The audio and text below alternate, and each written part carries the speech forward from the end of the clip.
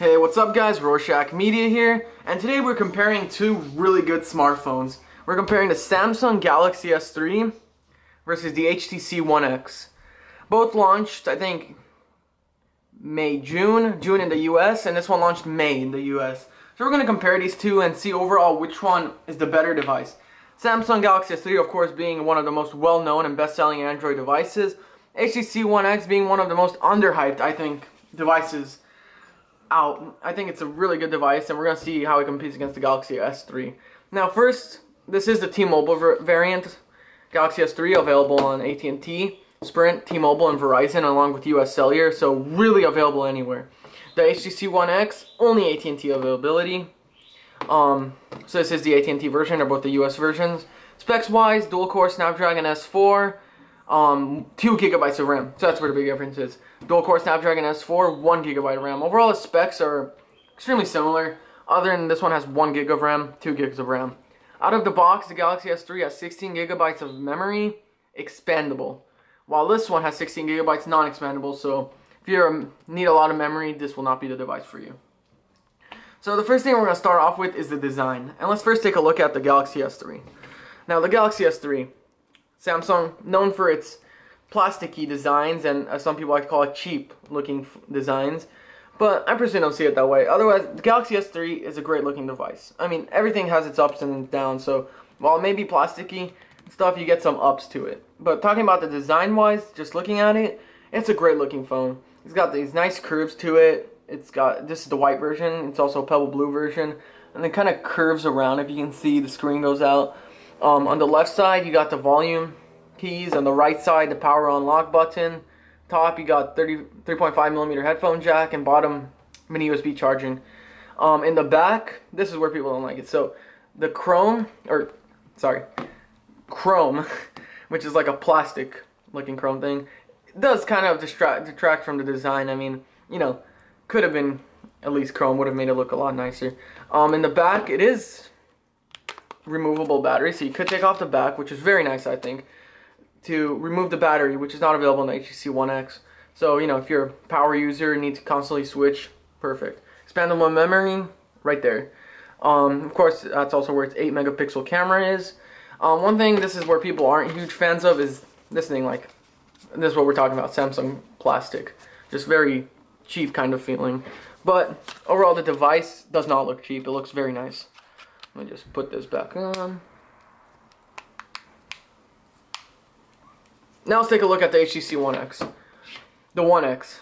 When it launched, I thought it was the most beautiful phone out there, and to this day, I still kind of do. It is a very, very nice looking device. On the front of it, you got this beautiful glass that curves in. As you can see, curves in right here. It gives a really cool feeling when going around. On top, you got the speaker grill, the front-facing camera, and this ruins it, kind of, the AT&T logo. Thank you, AT&T. On the left side, you got a mini USB charging port. On the right side, you got volume keys. And on top, you got the power button. So different than Samsung's way of doing it. And, of course, 3.5mm headphone jack. The device itself is very skinny. They're both skinny, but I would say the One X is a bit slimmer. And it curves like this, so in the hands it feels very nice, feels very, very nice in the hands. On the back of the device, HTC, you got, I think, and you got the camera, the 8 megapixel camera, which this is the only place where I wasn't a huge fan of the design. Is it just kind of, you know, sticks out like a sore thumb. It just sticks out, and when you put it down, it always kind of revolves right there. As you can see, it kind of moves. So I wasn't a huge fan of that. Getting a case, of course, kind of fixes that because it goes up to there, but wasn't a huge fan of the camera. Overall, in design-wise, though, I'm going to give it to HTC One X. I think it's the overall better looking and better built device. It's a polycarbonate unibody design, so I'm going to give it to the One X. Second part, let's take a look at the displays. They both feature completely different ideas. AMOLED display, LCD, both are 720p. So the first thing is, let's take a look at the Galaxy S3. Now Samsung and its AMOLED, basically, the point of that is it gives you oversaturated colors, which are really strong, like they're really strong colors, but they aren't really natural looking, and most of the time the colors are different. So, you know, where something might be pink, actually pink, you're gonna get an orange looking on the display, which is I don't know, some people like it. Like, I do like, I mean, it's really good for the eye. It looks really, you know, ooh, colors are nice. But I do not like it being that unnatural and too oversaturated. But it is a nice display. In terms of reading text and stuff, no problem whatsoever. Very, very good. Brightness levels, like any AMOLED screen, are a little bit lower. So putting this one to the max is like putting maybe some phones to like 50%, which is, I found most of the time I have to use it at the max because I am used to much brighter screens. The One X though, using the LCD display, looks stunning. The colors are very, very strong without being overly saturated. They look natural looking, but have a really strong tone to them, and just, it looks great. Reading text and stuff, very, very sharp. Brightness levels are great. As you can see, this is only in the middle. You can put it max, really, really bright, and low. Even low is comparable.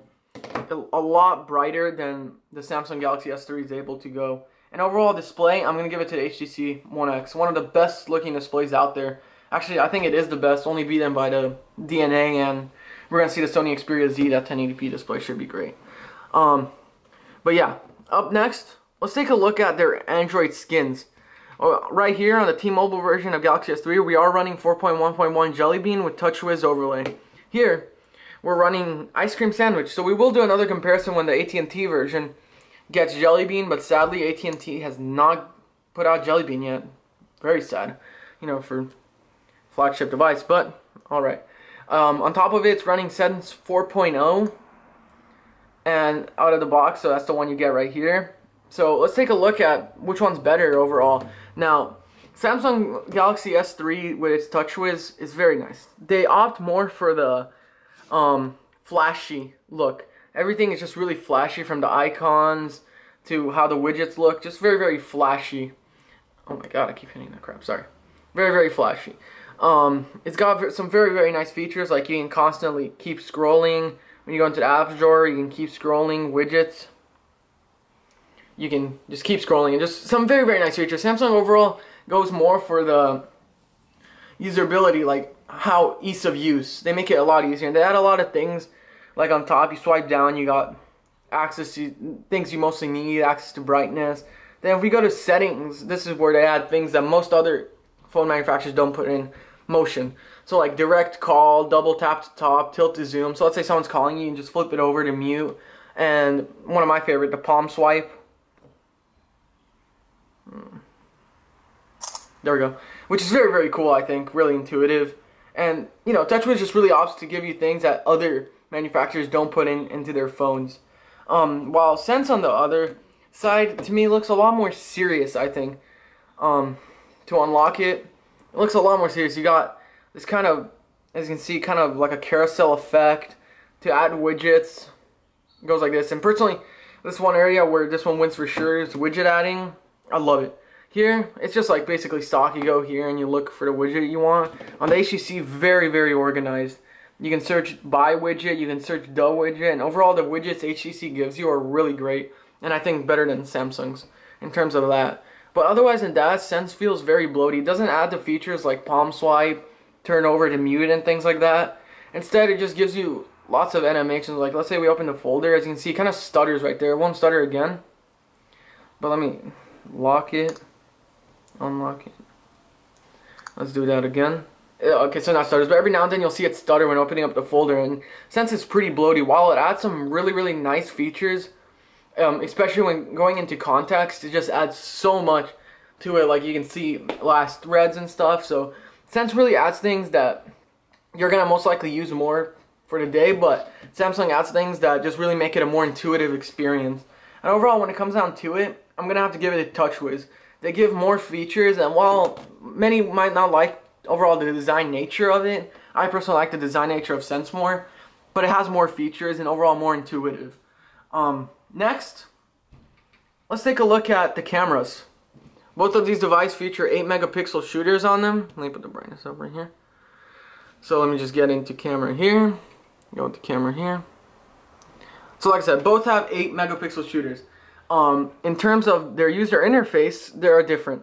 So Samsung, you got the front facing right here, switch to record, take a picture, touch to focus, of course, flash, different types of modes, Things like buddy share, which are really awesome. You go somewhere, you take all the pictures, you can give it to all your friends, which is, I think, really, really cool and intuitive.